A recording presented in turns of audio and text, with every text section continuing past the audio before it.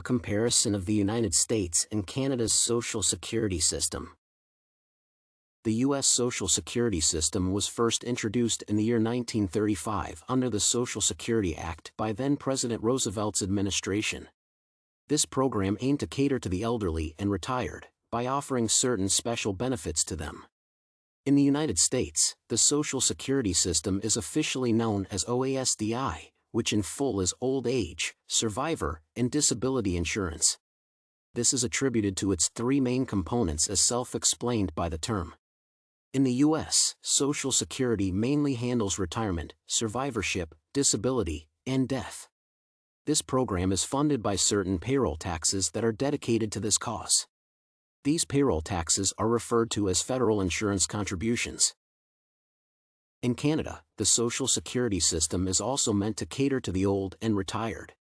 It is also principally used to give certain privileges to the old, the disabled, and those who are disadvantaged. To work in Canada, one ought to have a Social Security number. This is usually a 9-digit number. Another important factor to note about Canada's Social Security system is the fact that all persons who work in this country contribute to this fund through taxes. The taxed amounts are deducted directly from their pay and deposited in this kitty. There are certain observable similarities between the Canadian and the U.S. Social Security systems. One of the most obvious is the fact that both are clearly intended to benefit the old and disabled in society.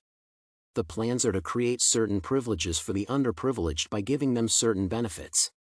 Another similarity is the fact that both systems are controlled by a statute that provides for a fund into which payroll taxes are deposited to fund these systems.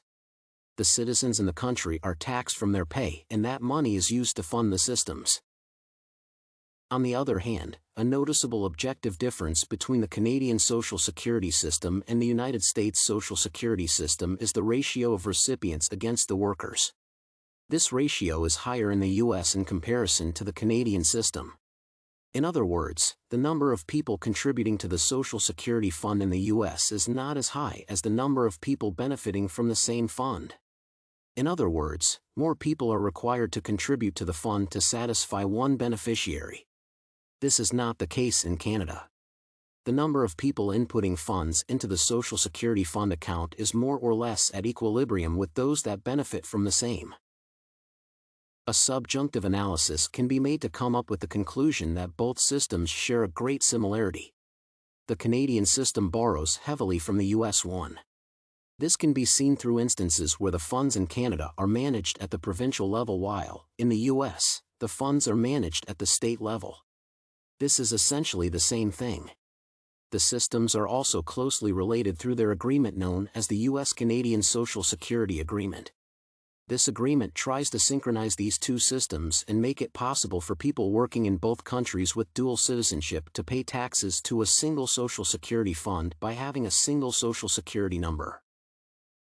A major recommendation for the U.S. Social Security system is that, to avoid the diminishing of the fund, either the people who are employed need to be taxed slightly higher than the normal or the unemployed should be effectively brought back into the workforce in order to keep the supply high.